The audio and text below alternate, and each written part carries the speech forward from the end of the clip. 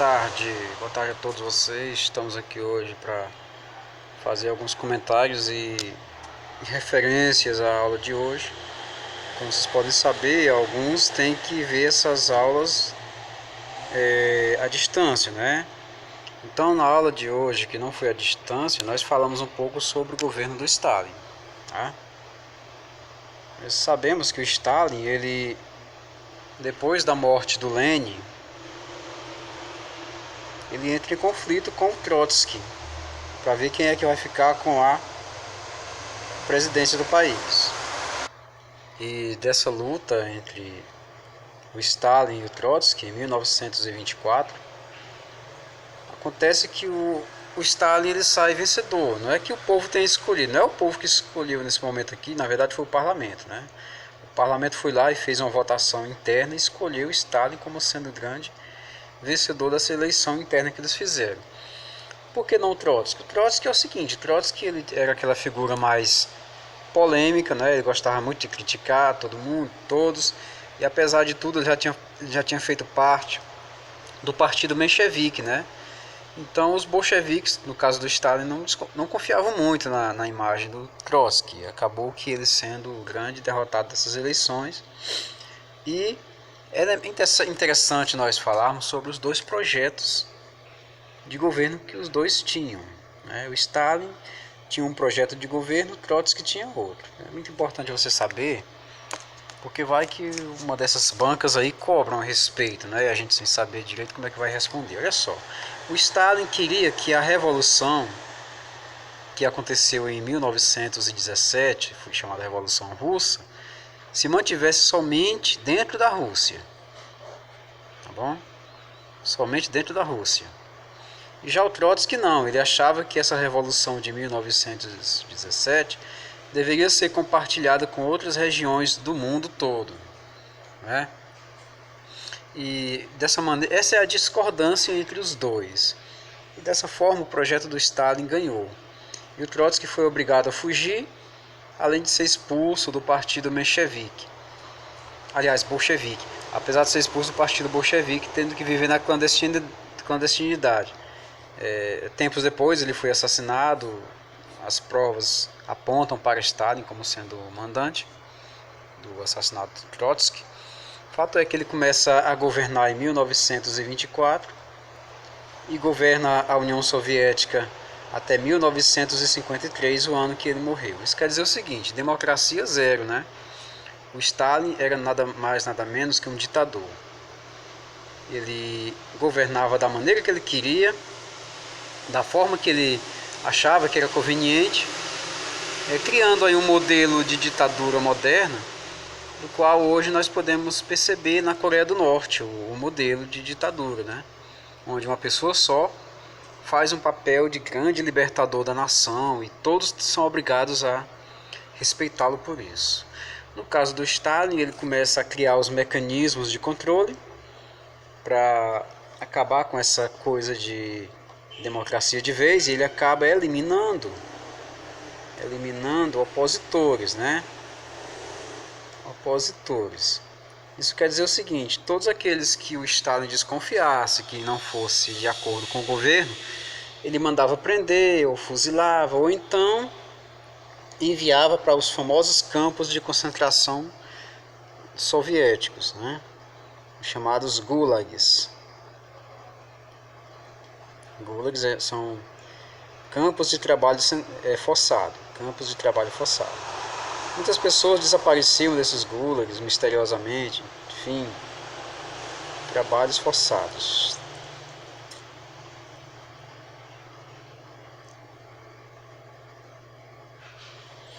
Muitas pessoas sumiam desses campos de concentração e desses gulags, né?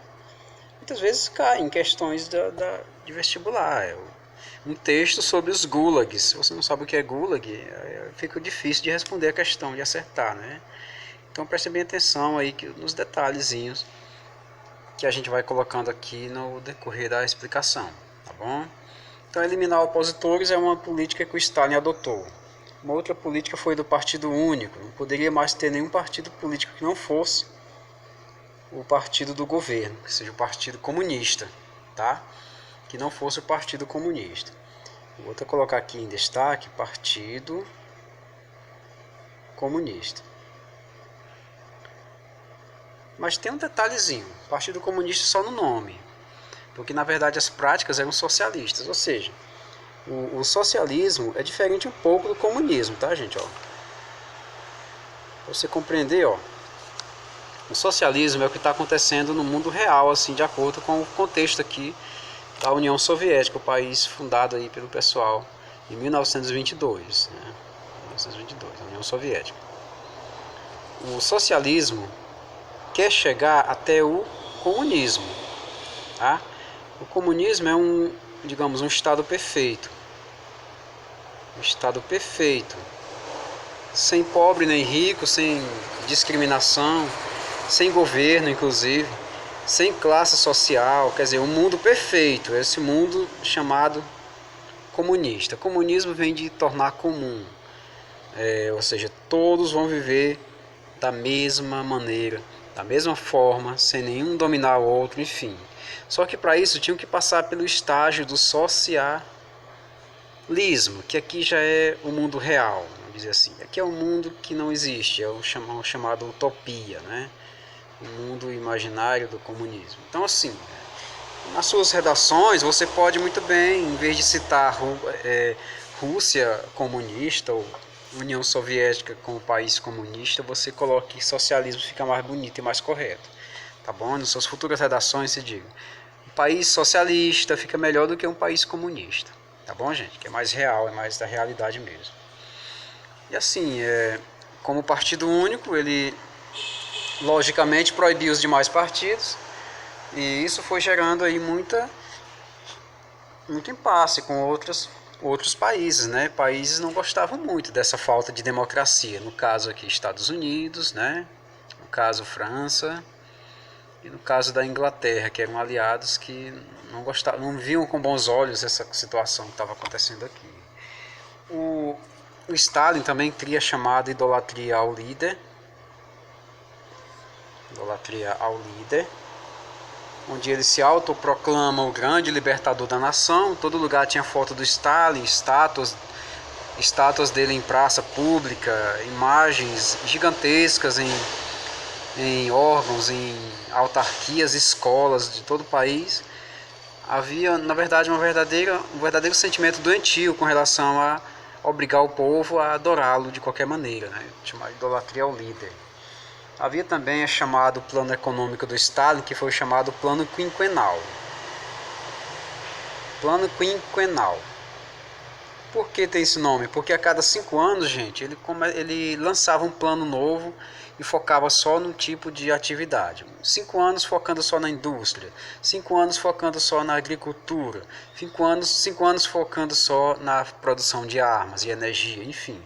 Isso fez com que a União Soviética passasse a ser uma potência, viu?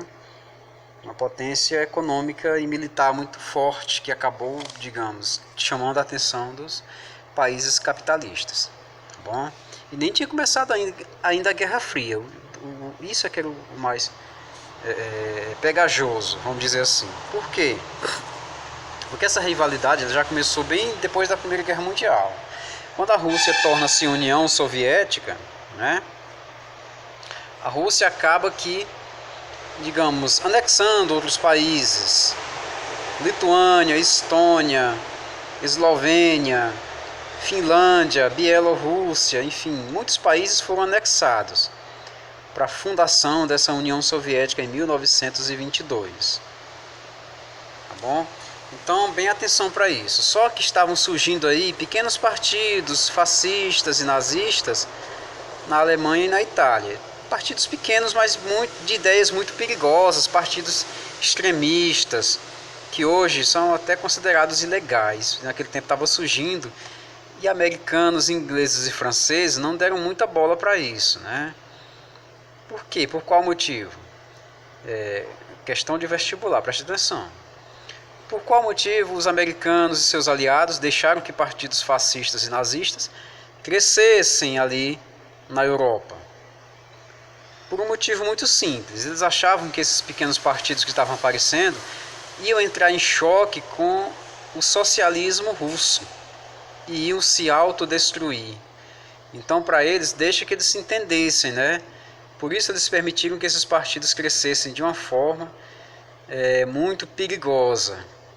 E o que é pior, os nazistas até assinaram futuramente um acordo de paz com Stalin de não agressão. E isso foi que chamou realmente a atenção deles depois. Não tinha mais jeito. Já estava nascido a situação, o cenário da Segunda Guerra Mundial já estava começando a surgir a partir daí. Então, gente, nós também temos aí uma referência de uma fundação de um Estado ateu. O Stalin transformou a União Soviética num Estado ateu, né? Ou seja, uma unidade sem religião. Natal foi proibido, Páscoa foi proibida também. A árvore de Natal era um símbolo germânico, foi proibido, porque havia uma inimizade muito grande aí entre eles próprios, né? E devido a a tanta depressão no país, eles até aceitaram um certo retorno dessas festas religiosas, mas que fossem bem discretas, né? A Igreja Ortodoxa se encarregou de algumas festividades para não deixar o povo tão triste, tão deprimido com relação a essa proibição toda. A religião é uma coisa que não adianta proibir, né? Sempre vão aparecer alguém com necessidade espiritualizada, de se espiritualizar, enfim. E na aula também nós comentamos um pouco a respeito da atividade que eu passei para casa, né? Onde nós colocamos essas imagens aqui. Nós podemos perceber aqui, por exemplo, o Lenin, né, jogando futebol, no qual o Lenin era considerado um grande atleta, mas que depois que o Lenin saiu de cena para ser substituído, dois grandes rivais começaram a dar carrinho um no outro, enfim, o Stalin aqui no chão e o Trotsky aqui em cima, levando essa pancada. Ou seja, eles começaram a brigar pela vaga do Lenin, né? Então a pergunta é, com a saída de Lenin do comando da União Soviética, o que ocorre no cenário do governo da União Soviética? Ocorre a rivalidade entre, como você pode perceber aqui, a rivalidade entre Stalin e Trotsky, uma rivalidade que durou até o momento em que Stalin vence as eleições no parlamento e a União Soviética passa seu comando de 1924 até 1953, no ano da morte do Stalin. O Stalin, a gente ainda vai falar muito a respeito dele, porque na Guerra Fria ele também participou. Então, o Stalin era o típico centroavante, enfim, era muito fominha, não dava bola para ninguém, até o ponto de mandar marretar o Trotsky, como você pode perceber na imagem aqui.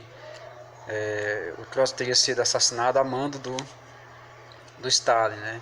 De acordo com os quadrinhos acima, como Stalin conduzia seu governo? Ele conduzia com ditadura, conduzia com mão de ferro, conduzia com torturas, né? Como você pode perceber, ele conduzia com perseguições à oposição, enfim, todo mundo fosse contra ele, estaria automaticamente contra o governo, e é dessa maneira que ele agia. Aí nas questões aqui de vestibular, nós temos aqui da FURG do Rio Grande do Sul, diz assim, no movimento revolucionário russo de 1917, o soviete consistia em quê? O que era um soviete? Gente, soviete era uma espécie de organização, e dentro dessa organização haviam camponeses rebeldes, operários e soldados. E por toda a Rússia haviam esses sovietes. Por isso que o nome do país, em homenagem à importância desses agrupamentos aí, passou a se chamar em 1922 de União Soviética, Socialista das Repúblicas Soviéticas. Tá bom? A questão 3 aqui. Leon Trotsky argumentava em tese que a tese da política defendida por Lenin poderia o quê? Conduzir a organização do partido a substituir o partido, o comitê central a substituir a organização do partido e finalmente um ditador a substituir o comitê central da Unesp. Olha só o tamanho dessa questão. Só para você dizer quem é que tinha essa cara de ditador segundo as ideias do Trotsky. Olha só, a pessoa que está meio voando no meio de uma prova como essa fica difícil de responder, porque basta ele assinar lá Stalin que ele acerta a questão. Mas quando ele não consegue ver, digamos, qual o contexto que está falando o texto, aí sim, sem contexto, ele erra com certeza essa questão. Fica complicado demais e a pessoa acaba deixando de entrar numa faculdade muito boa por causa de um detalhezinho que não sabe. Stalin foi o grande ditador, de acordo com a as ideias defendidas pelo Trotsky. Então aqui também nós temos de interessante falar para vocês o que sobre a diferença básica entre o plano. É muito importante esse pedaço, que é a diferença entre o plano quinquenal do Stalin com relação ao plano do Lenin. O Lenin tinha um plano econômico também, chamado NEP, que é Novo Acordo ou Nova Proposta Econômica. Só que a NEP, diferente do plano quinquenal, a NEP adotava um pouco de capitalismo, de investimento, para salvar o socialismo. O Lenin chamava isso de dar um passo para trás para dar dois para frente. Tá bom, gente? E já na política quinquenal do Stalin não tinha esse negócio de capitalismo, não. Era o governo que estava organizando tudo, era o governo que estava controlando, e a política e a economia tinha que ser uma economia planificada. Ou seja, tornar plano todos os agentes econômicos do país. Todo mundo ia ser tratado economicamente de maneira igualitária, sobre o controle direto do Estado. Então, quando falar em economia planificada, lembra de um terreno plano onde todos são considerados iguais, certo? Então, a ideia era essa daí. A ideia era manter todo mundo controlado. Ninguém precisava ganhar mais do que o outro, de acordo com as ideias do Stalin. Aí, enquanto a economia capitalista é diferente dessa, é uma economia livre, assim, de livre concorrência, né? Então essa foi nossa aula de hoje. Amanhã nós teremos mais. Nós falaremos mais sobre o mundo capitalista, né? Enfim, esse contexto todo de século XX, tá bom? Um abraço, tchau.